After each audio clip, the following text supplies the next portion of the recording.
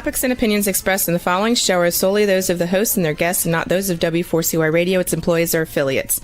We make no recommendations or endorsements for radio show programs, services, or products mentioned on air or on our web. No liability, explicit or implied, shall be extended to W4CY Radio or its employees or affiliates. Any questions or comments should be directed to those show hosts. Thank you for choosing W4CY Radio.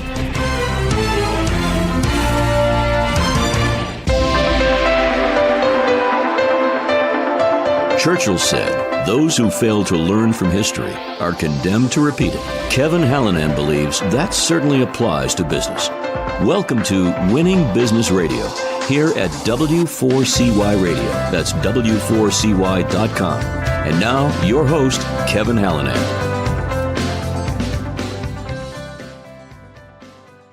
Thanks, everybody, for joining in again today. I am Kevin Hallinan, and welcome back to Winning Business TV and Radio on W4CY.com. We're streaming live on Talk4TV.com. In addition, we're streaming live on Facebook, and that's at Winning Business Radio. And, of course, you can get that podcast after the live show wherever you like to get podcasts. That's YouTube, iHeartRadio, Spotify, Apple, pretty much, again, all of those outlets. The mission of Winning Business Radio and TV, as regular viewers and listeners know, is to offer insights and advice to help people avoid the mistakes of others, right? To learn best practices. That's the how-tos, the what-tos, the what-not-tos, and to be challenged and hopefully to be inspired by the successes of others. Who are those others? Consultants, coaches, advisors, authors, founders, and owners, entrepreneurs, right? People with expertise. But, you know, virtually every successful person that I've ever had a chance to talk to has had some form of failure in their lives and careers. So as I say every week, while we all have to get our knees skinned once in a while, I'm driven to keep those scrapes from needing major surgery. Let's endeavor to learn from history so we don't repeat it. I've spent the better part of my career equipping businesses to grow, from solopreneurs to small and medium-sized companies, all the way up to the Fortune 50. And I've seen a lot of those companies win to varying degrees, and I've also seen some of them fail to varying degrees. I've had the opportunity to rub elbows with some of the highest performing people around, and frankly, with some who probably should have found other professions. In my own businesses, I've had lots of success, but some failures too. And I like to think I've learned a lot from those experiences. So yeah, you'll hear from me, my opinions and insights, because anyone who knows me will tell you that I have a hard time staying quiet. But more importantly, together we'll hear from experts, those consultants, coaches, authors, advisors, founders and owners, entrepreneurs. And today is no exception. My guest is Kathryn Tague. She's a branding and digital communication expert and founder of Influence Digital Media. Here's her bio. Kathryn was the senior executive editor of the Good Men Project, the world's leading progressive men's publication, for 9 years, and was the director of media partnerships and social media branding, strategy, and content strategy for 6 years. She's been a writing coach, storytelling coach, and book development coach since 2016, with over 100 titles in her editing and publishing portfolio. Of those, over 99% have been listed as bestseller, best new release, and top-selling books on Amazon. She works with high-level influencers, entrepreneurs, and coaches to bring their stories to life and elevate them to the status they deserve. Influence Digital Media provides comprehensive branding and digital communication services. Kathryn and her team specialize in growing personal and business brands for entrepreneurs and multi-million-dollar companies, offering full-service social media content and branding from strategy to implementation, easy for me to say, and analytics. Kathryn, welcome to Winning Business Radio. Having me. How's that? That was great. Right? Thanks for having me. Oh, you're so welcome. I appreciate you being here. I know how busy you are. So I want to get some background on you. I always like our listeners and viewers to know kind of where someone came from. So kind of tell us where you grew up. Let's start there. I grew up in the Midwest. Mm-hmm. I was born in Lansing, Michigan. Both of my parents are Michigan State alumni. Mm-hmm. Cool. So they hate Ohio State. You're telling me. Yeah, probably. When I was, not even a teenager yet, and they divorced, and my mom moved to Chicago, and so we split time between Chicago and Michigan. Yep. With our parents back and forth there. In 2001, I moved to Austin, Texas. I was 21 years old. Cool. I was ready for a change. We had the worst winter storm they'd had in like 20 years. We got like Wow. 4 feet of snow in 24 hours. And I was like, Wow. I'm out. That's it, right? That's it. Yes. And lived in Austin for the next 20 years. I went to college in Texas. I met my daughter's father in Texas. We, had a family. We were together for 12 years. Late 2019, that relationship ended, and the girls and I moved to Utah. And we were in Utah until this last July, and now we're back in Texas. Very good. We'll talk about that too. So what was it like growing up in kind of splitting time, which many people do? I think we thought it was exciting at first. We got to ride the train. So think, Yeah. late 80s, early 90s. Yeah. I don't know if it's because we didn't have the internet or if my sister and I were just exceptionally mature for our age, but our dad would put us on Amtrak in Kalamazoo, and we would take the train down to Chicago. Amtrak actually let off in the basement of the building downtown where my stepfather worked. He worked in the building that's shaped like this. Yeah. And so he could just walk down from his office, and we'd get off the train and he'd be there waiting for us, and we'd hop on the L and we'd go to their house and then back again. So,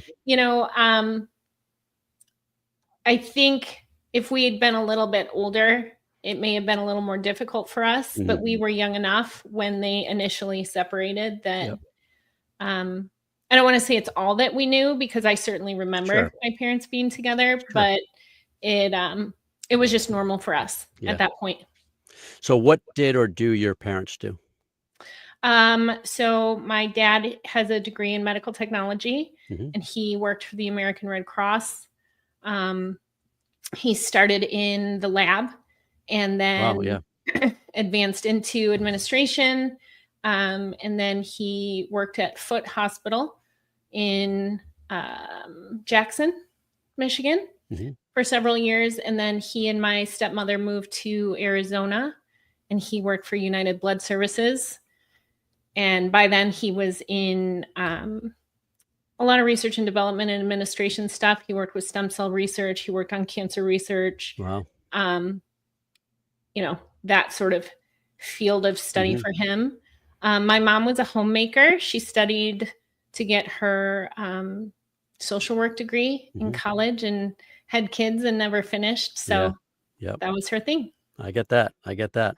What were your early interests? So eventually we're going to get to how you made it into marketing and branding, but not yet. What were your early interests? Reading. Yeah. I was a voracious reader. I had a college level reading level by the time I was 7 or 8 years old. Wow. There was a lot of freedom in reading for me.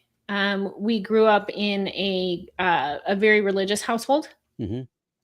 And so we didn't really watch TV, and we didn't really listen to like modern music type stuff.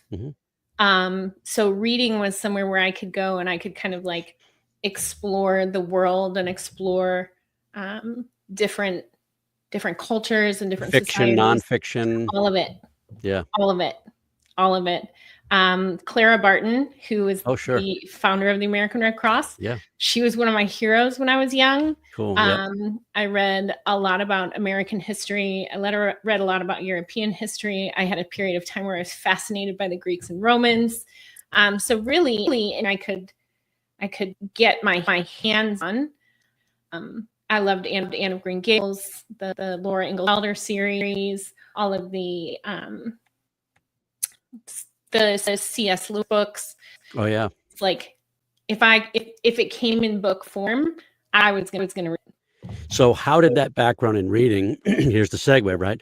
How does that help you today? Well, helps because readers are leaders, right? Leaders are readers. I'm with you. A lot of what I do as a business owner, not in the business, but on the business, focus on leadership. Right. I do a lot of, work with small businesses and, startups and entrepreneurs. And the things that I've found over the years that is a sticking point for a lot of this is how to step into leadership role, because there's such a huge difference between leadership and management. They tend to it's really easy to manage. It's a lot harder to right. We're not necessarily taught what the difference is there. But it all helps. That is true, by the way. Communication, right? Like having a big vocabulary even before I became a writer and editor and started book space. Being able to communicate clearly and pick up clues and whether you're reading or writing or face-to-face conversations. I've not been confident in my ability to communicate. Excellent. So what did you study in college? Political science with a minor in psychology and sociology. And what did you have in mind with those degrees? At the time, I was going to go to law school. Cool. Yep. I wanted to get a law degree. I wanted to focus on constitutional law. I hoped to someday work with the Southern Power Center and the ECOU. Wow. Yeah. Growing up in the West, we talk a lot about current economic state. And what a lot of people don't realize is the Midwest has been in a depression since the late 60s, early 80s. Yeah, losing a lot of manufacturing, et cetera, right? So much manufacturing, all of the steel mills, GM. I don't have a single childhood memory where GM workers weren't strike, or there wasn't some sort of factory shutting down, or you know what I mean. And so there's a lot that into that. There's a lot that play into sort of these economic hardships. And a lot of that I grew up within the kids that I school with, their parents didn't have college educations. I didn't understand at the time how lucky we were that my parents did have the educations that did and were able to have the careers they had, or, specifically my dad. But there's a lot of racial tension that goes into sort of the Midwest and the people and the communities that are hit most when the economy downturns. Yeah. And so that was my passion. That's what I was going to do. I was going to fight for the downtrodden. I was going to defend rights. I was going to support Americans in the best way that I could. I love the Constitution. Love the Constitution. That is really admirable and unusual that somebody at a young age. I mean, we're talking 17, 18 by the time you were thinking of school, right? Really unusual. How did you develop that interest and passion, it sounds like? I'm not really sure. Yeah. My dad had 3 brothers who were in the military. His dad was in the military. I don't really remember growing up with the thought process, but it was maybe it's from all the reading and understanding how different other cultures are and other countries are, and recognizing like how I hate to use the word blessed again, but that's like the perfect. No, I know what you mean. Like blessed we are to be here and to have. I mean, with our problems, I know we're getting a little esoteric, but with our problems, we're still the best place. The best country in the world, right? We really are. Yeah. And there are people who will do that, and I could debate it along with them. That's what I went to for. But the fact of the matter is being a woman and growing up a woman in America, there were rights and privileges afforded to me that I was very conscious of. That would not have been afforded to me in other countries. Our church used to sponsor families from Vietnam, from Nigeria, from some Middle Eastern countries come here. And one of the stories that I was consistently hearing, and you figure I was 5-7 years old when we were, sponsoring these families, but was that their girls educated. And the reason their families came here is because they either couldn't obtain education or they were not allowed to be educated. Like at 6-7 years Crazy, old, right? Who like just eating books for lunch. I could not understand So, and my parents were always very open, and they would answer our questions to an age appropriate level.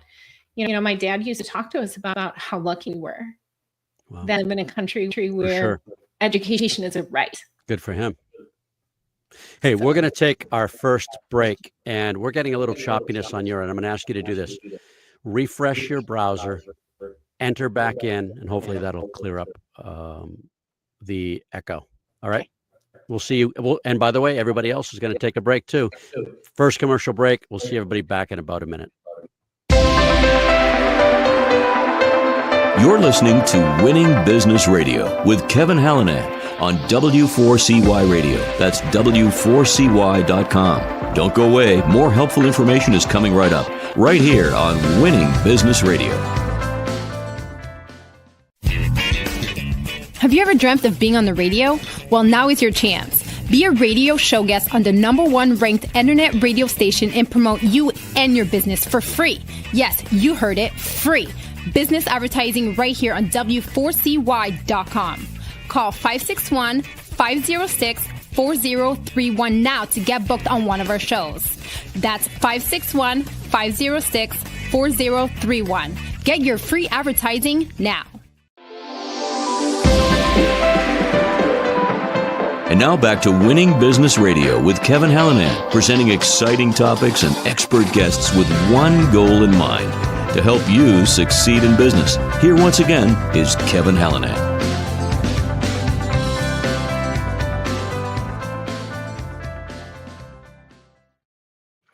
Okay, we are back with Kathryn Tague, branding and digital communication expert and founder of Influence Digital Media. All right, when did you know that you wanted to be in branding and marketing? How long did that take? What was the transition? I mean, what was that progression like? I had no idea that I wanted to be in it. I'm going to date myself here. When I got my Facebook account for college students only, you have an education. So I was in college at the time. I was living in Austin, Texas, and I was for political science, psychology, sociology. Like I said, I was going to law school. I was going to change the world. And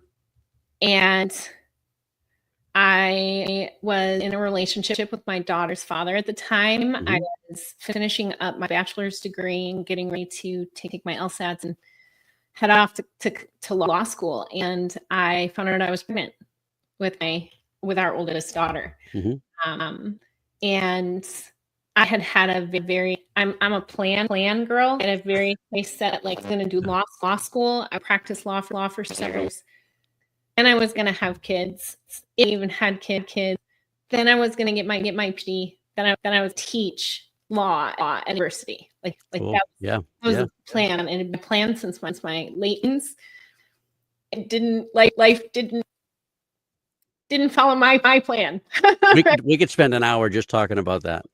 Right? But I knew I wanted to stay home. Yeah. And for a lot of different reasons, but I'm a firm believer of the importance of having a parent in the home, especially having a mom, right? I wanted to be that for her. And so I kind of put everything on the back burner, and 8 months I was home, and I did not love it. But I didn't want to put her in daycare. Right. So I told myself, this thing is to grow. And this was in 2011, and I thought, but I could find some work home. It just, it wasn't what I was looking for. I was great at the things I was great at, and I was terrible at technology. And I was actually sitting, nursing her one night, and I was on Twitter. And I had followed several different online publications. And at that time, at the end of 2011, beginning of 2012, it was the beginning of the end for print media. Okay. But most, large publications were still, like Cosmo and things like that, were still a lot of print media. And and they were kind of doing at Facebook. This was before all of the things that exist. Right. They were playing in digital. Right. And digital thing, they might throw a couple up a week. They were focused on print. Yeah. And the other thing was blogs, right? Blogs were starting to really take off at that. And I had followed a blog, the Good Men Project. It was very much in line with my experience and thought process at the time, a very progressive magazine. Mm-hmm. And they had put a tweet out saying that they were looking for a news blog editor. And I was like, that's me. I'm your girl, yeah. Right? No, what I actually did is I messaged the publisher, and her name is Lisa Hickey, and she's just a phenomenal human being. And I said, I have no experience blogging. I am not a tech girl at all, but I know and I love words, and I understand pics, and I am journalism, and can I, if not as an editor, can I at least write a magazine? And she messaged back, and the next day we jumped on Skype. You remember Skype? I still, once in a blue moon, somebody wants to use Skype. We still have it on there. Right? I don't think the icon's in my tray, but it's on the computer, yeah. Right. So we jumped on a Skype, and, and she told me, she said this, we don't know what's going to happen with this. Right now it's a blog. That's it. It's a blog. But we're trying to turn it into something else. It was a spin-off of our founder. He's written a book called The Gun Project, and it's an anthology of all the different stories of men, and things come because really at that point in our culture, the feminist movement had started to raise the voices of the. So I actually did some nosing around and looked at some of those articles, and actually found one like pretty close. I was just looking around, nosing around, and I see Andre Tippett. I'm a huge Patriots fan, and in particular a fan of his. And I'd met him once. He coached his kids' football team while I was coaching. I was done coaching my kids, but I was still coaching. And so a couple times I had the opportunity to coach against him. He beat us, but what are you gonna do? Right? Yeah. It's very authentic. I thought his story was very authentic. It is, and that was the heart of the magazine, is to take and the stories about men, for men, by and really start to get them out to the mainstream. The men's magazines at the time that existence were either things like Play or like EQ and Health, and they had, solid editorial writing, but they weren't focused on men as husbands, men as fathers, as leaders. Stories of men as nurturers, as caregivers. Stories of men who survived abuse. We had all of these stories from women about being single mothers and about surviving, trauma and things like that. And there was very little space. And so that's what the Good Men Project was, which I think it really resonated with me, that we were creating this platform for men. A world that very much made them secondary. So how did you, that's I don't mean to downplay that. I'm thinking in my head, that was really cool. Love that mission. How did you grow that project into what it became? Well, I know that's not a quick question. It's not, and it was right place, right time, right? We were figuring out Facebook. We're figuring out Twitter. And when I say figuring out, like, we were getting on marketing calls with the online marketing teams from some of the really large publications, Huffington Post, Maria Shriver's team, some more, like Esquire and GQ. And we would get on these marketing calls, or we would all be connected in a group chat. And at that point, it was Google Chat, right? Like Google Meet kind of. The original Google Meet, not the Google Meet. Keep dating myself here. I have a client. We still meet on Google Meet, believe it or not. Okay. I'm not that old. Yep. But and we did they change the algorithm and then showing up anymore? And what are you doing about this? And then we started getting content, and I had an amazing team with me at the time. Some of still in online publishing, and just were phenomenal people, and we were all problem solvers, right? And if we noticed that things weren't getting the same amount of views, or they weren't getting reach, and we'd have calls multiple times a week, and what we were doing without realizing we were doing it is we were learning how to do online marketing. We were learning how boosts worked. We were learning how ads worked. And this is when they were just rolling these things. So Facebook didn't really know how they were going to. They hoped they were in a way. We had direct access to people at Facebook, direct access to Twitter, because they're still in their infancy. You think about it, but it didn't go public until 2009, right? And when I say public, it was open to other than college students. Right. It was either 2008 or 2009, and this was the end of 2011. Like, we were still in our baby stage at that point. And so while learning all of that, our editor-in-chief stepped up. And this was at the end of, had to have been at the beginning of 2013, because I was pregnant with my second daughter. And through that pregnancy, we were kind of like just trying to figure things out. And he fully sound. But about half after my daughter born, my second daughter, because I have four girls. just the four. I like this. Four. We've had this conversation. I have 4 kids. I like to say just the 4. Just 4 plus the three bonus here. That's right.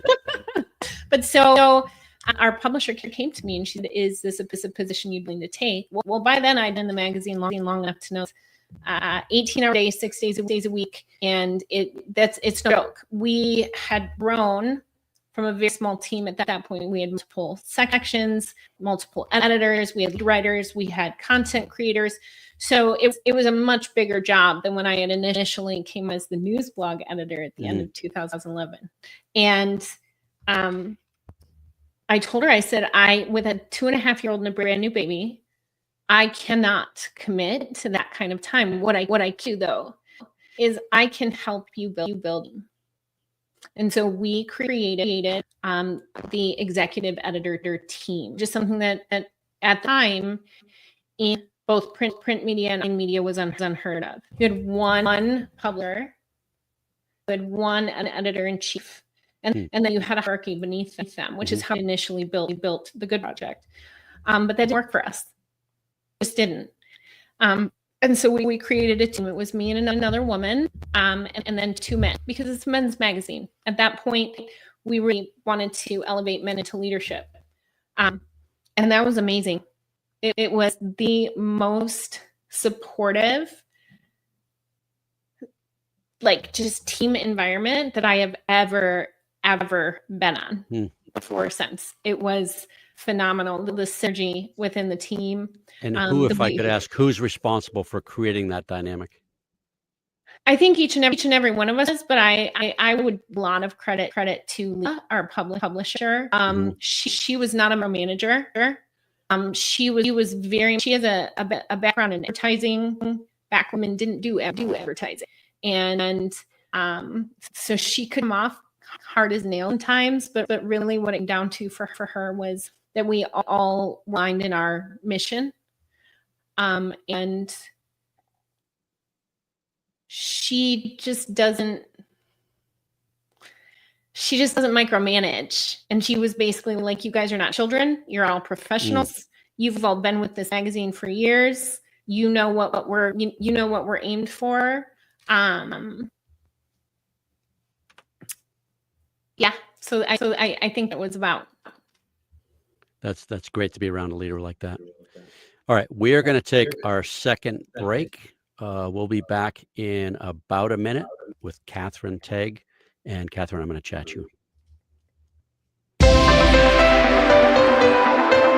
You're listening to Winning Business Radio with Kevin Hallinan on W4CY Radio. That's W4CY.com. Don't go away. More helpful information is coming right up, right here on Winning Business Radio.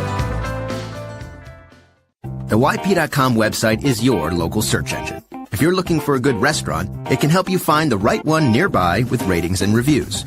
Or if your car breaks down, you can use the YP app to find the closest repair shop. Or maybe you're just looking for something to do on a Friday night.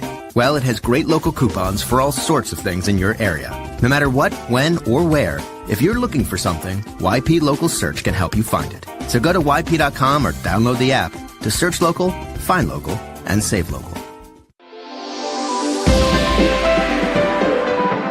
And now back to Winning Business Radio with Kevin Hallinan, presenting exciting topics and expert guests with one goal in mind, to help you succeed in business. Here once again is Kevin Hallinan.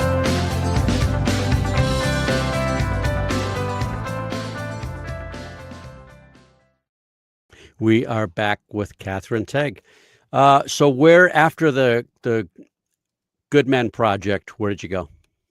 And what was behind the decision to maybe make a change? So what happened was in 2015, one of my writers came to me out of the blue and said, "Hey, I wrote a book." And I was like, "Oh, that's great." And he was like, "I want you to edit it for me." And I was like, I how to do that. I have no idea how to do that. Just find the typos. Isn't that all you do? I'm sorry, right? Find the typos. Isn't that all an editor does? Find the typos. Just kidding. That process at the same time, I had another writer come to me and say, I'm getting ready to publish this book, and the publishing company that I'm working with says that I need to grow an audience. And I was, "Oh yeah, that's totally cool. I can show how." And he was like, "I don't want to do it. I just pay you to do it for me." And I was like, "People do that?" That we do, because the fact of the matter is there isn't a lot of money in online publishing, so we were bootstrapping everything. Yeah. We did the marketing team. We were the marketing team, right? And so here I was, like literally within a week's time, I had people who wanted to pay me for skills that I just completely took for granted. And so I started to influence digital media, and very quickly had enough, for the social media strategy and branding that I was bringing on days. I was building a team.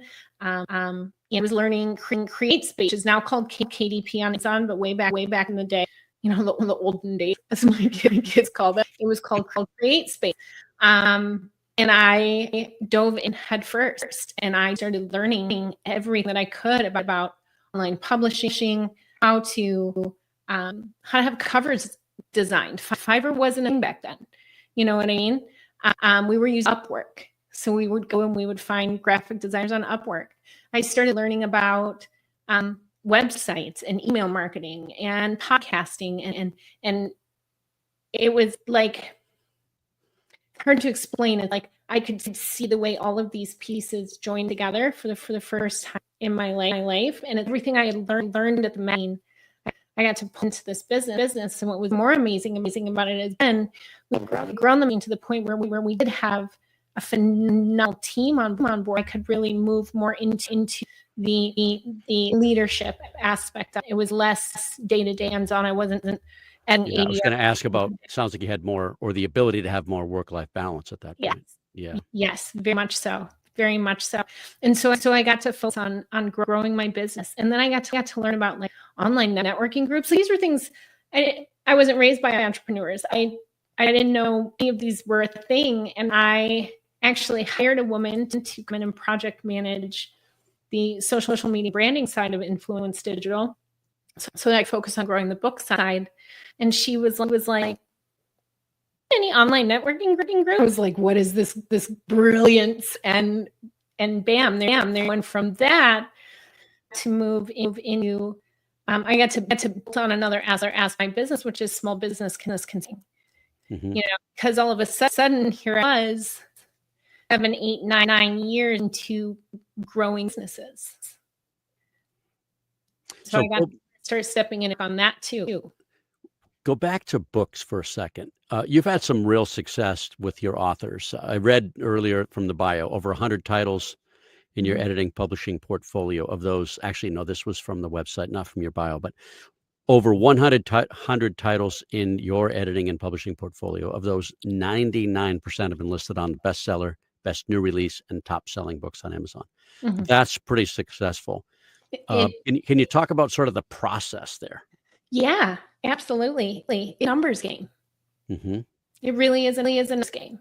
And what we do when we're from day one, what we do is talk to our authors about the fact this is one aspect of your marketing web, right?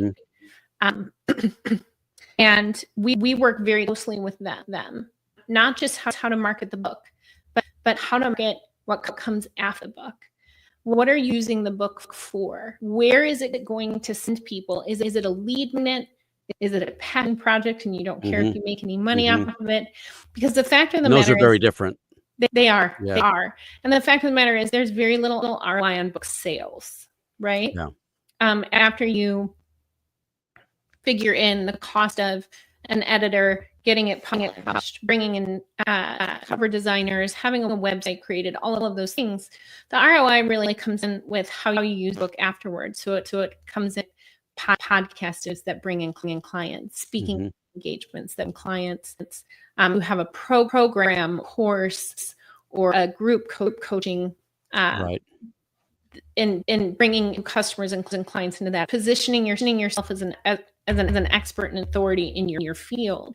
So to circle back, how we get them to bestseller? Well, a lot of that has to do with what we're doing on the back end from the very beginning. So our process is somewhere between 8 to 12 months. And the reason that we spread it out that long is because it gives us the opportunity to really get the audience up and running. We start talking about the book months before it's going to launch, right? We make sure that they're in the right groups. We make sure that they're sharing, different versions of the cover and letting vote on it. Getting people excited to be involved in the book development process, right? And then once the book goes live, we're very well, before it goes live, we get into Amazon. Very strategic keywords we use. Very strategic with the categories we choose. There's a lot of search that goes to preparing your back end to make sure that the book is going to be optimized to the best that it can be. There's a lot of conversation around what we do, how we choose titles, how we choose subtitles, what colors we're using on the cover. There's a lot of psychology behind that. It's not just something that we slap together in as quickly as possible. I have been on those projects. I'll tell you where just, I know there's more sense, but I don't like it. This, and ultimately at the day, it's the creation, and so we kind of have to long. But the books that we either have to push really hard or may not hit bestseller. How much of that is how much of that is your business versus the other things? And I want to get my notes. I'm going to go a little bit backwards. What percentage of time do you spend with authors and with that nature? Sorry. It depends. Some of my authors come to me and their manuscript is almost completed, and they really just need someone to run them through the end, right? Yep. Just need to hit the finish line. I don't get as many of those as I used to, and I think that's because so much of my experience has been in the development side of the books, and those authors, they get as much time from me as they need. Build out the outline. We build up a plan, and we have very deep questionnaires that they get so that we know what direction to take the book beginning. Because if we're in one direction and then it's halfway through, there's a lot of work that we have to tear and redo. And so we'd like to get a lot of clarity. That's where a lot of code comes in, a lot of conversations. Quite often, the first 5 to 6 weeks working with especially a new author who's never written a book before is more about conversations, all of which are recorded, and we get transcripts of. We pull that content for the book. Then we develop the outline. And then from the outline, we have a couple different ways that they can create the manuscript. Some people love to sit down and type. Other people, if I never had to type a day in my life, I'm good. So we have different ways, whether it's an interview process or we'll lay out the individual chapters. So have sort of a script, and then they'll talk it to like .com, and then we'll transcripts. If it's someone like you who has an entire library of recorded content, we may go pull recordings and transcripts from that. I work with a lot of motivational speakers, entrepreneurs, and influencers who have a lot of content. Yeah. Right. And so that helps also with the development. There was a very period of time in the beginning where I was doing a lot of ghostwriting, and that's not something that I do anymore, but I have ghostwriters that I have worked with in the past who are phenomenal. If someone really wants to go that route, I have those people for them too. Cool. All right, let's go back to your branding and marketing work. Who is your for that work? Who's your ideal client? What do they look like? It could be a range, but just help us. Yeah, no, it's shifted. It's really good. I used to work a lot of men, a lot of entrepreneurs. I think probably coming out of the Good Men Project, I was really known in those circles. I with a lot. Now we call them influencers. Back then they were bloggers and vloggers. Yeah. Right? Just really helping them get exposure, explaining how not just social media works, but how to really get your social media optimized and lined up to the point where magazines and online publications coming to you, because really express how they grow their right. So their brand could be them as the individual. Their brand could be their work product as well. Right. Is there a difference in how you go to market with those? There absolutely is a difference. At like foundationally, it's all product based. People don't understand. We have a tendency to want to divide it to product and non-product. But when you're talking about the business brand and a person brand, you are product in the brand, right? And so sometimes people have a hard time with that, and that, but it's just fact. And if we can really take the emotion of it, the emotion comes later, right? Emotion comes when we're finally creating content, but we're building the brand itself initially, the brand voice, structure, the marketing plan, because branding and marketing are two different things. They kind of exist under the same umbrella, but they're not the same. Has to be really emotionless.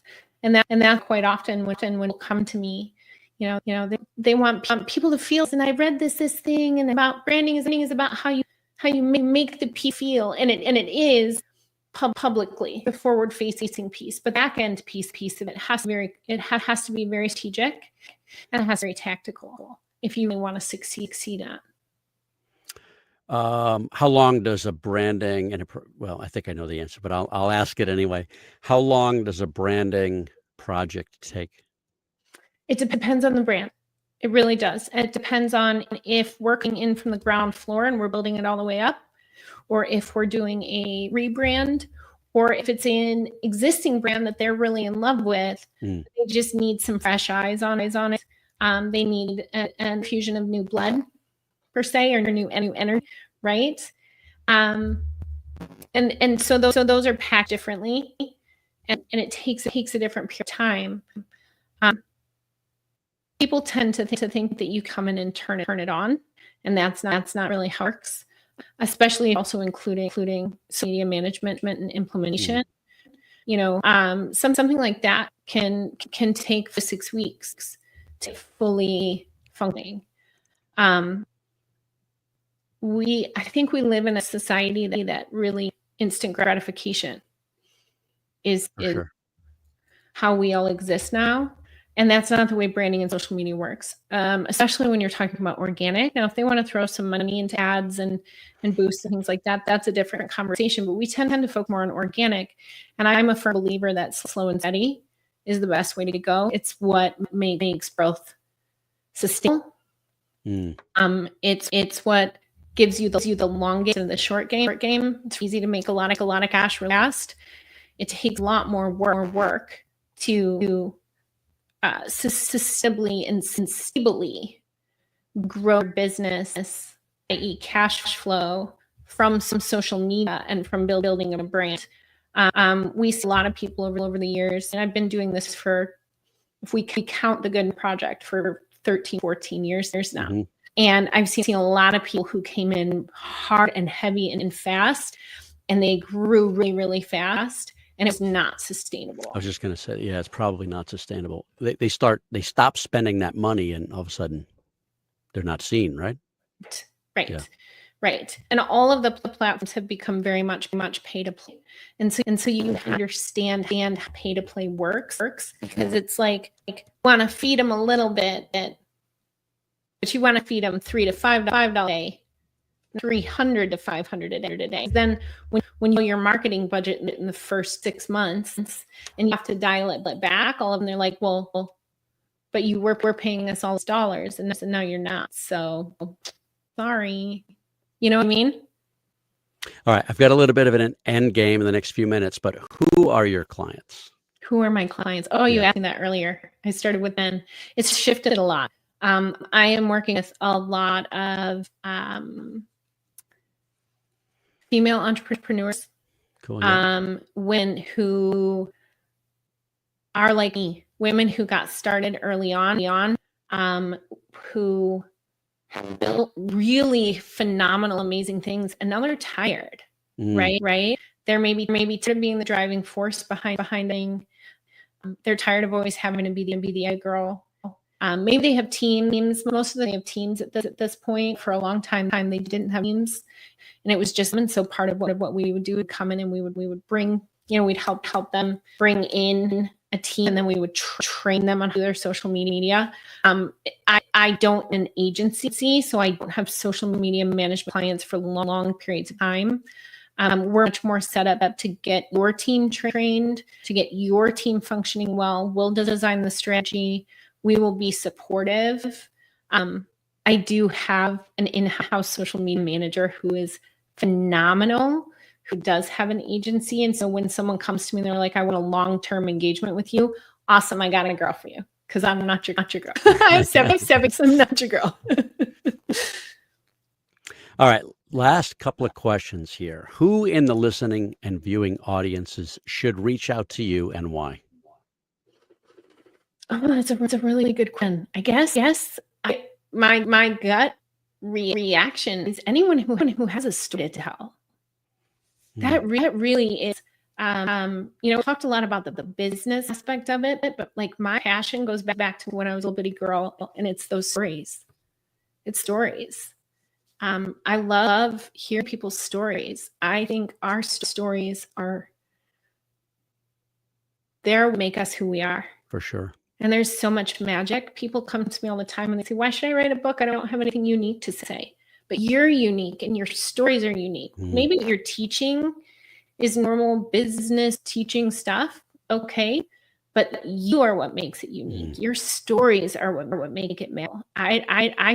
We could write the same book 137 times and it would be every time because everybody's different as a story. Story is different. So true. All right. We are unbelievably out of time. She is Kathryn Tague. Her company is Influence Digital Media, and that's her website, influencedigitalmedia.com. You can reach her at Kathryn, Kathryn, at influencedigitalmedia.com. And Instagram is Kat, Kat_Tague, Tague. Give her a call, or rather reach out. And if you think you need some help, have a conversation. Kathryn, thank you so much for being here. I really appreciate it. Thank you. You're welcome. And thank you, everybody, for watching and listening. This is a show about business and business challenges. If you've got concerns about the sales effectiveness of your company, whether your sales team is you or very small or it's very large, feel free to reach out to me on Facebook or LinkedIn at Winning Business Radio. You can drop me a note to one of my email addresses. It's kevin@winningbusinessradio.com. Our company is Winning Incorporated. We're part of Sandler Training. We develop sales teams into high achievers and sales leaders into true coaches and mentors. Hey, we're not right for everybody, but maybe we should have a conversation. Thank you again to producer and engineer Juan for another job well done. Thank you, Juan. Be sure to join us next week, Monday, November 25th. My guest will be Caitlin Young. She's the social media strategist and founder of Social Media Doctor. Until then, this is Kevin Hallinan. You've been listening to Winning Business Radio with your host, Kevin Hallinan. If you missed any part of this episode, the podcast is available on Talk4 Podcasting and iHeartRadio. For more information and questions, go to winningbusinessradio.com or check us out on social media. Tune in again next week and every Monday at 4 p.m. Eastern Time to listen live to Winning Business Radio on W4CY Radio, W4CY.com. Until then, let's succeed where others have failed and win in business with Kevin Hallinan and Winning Business Radio.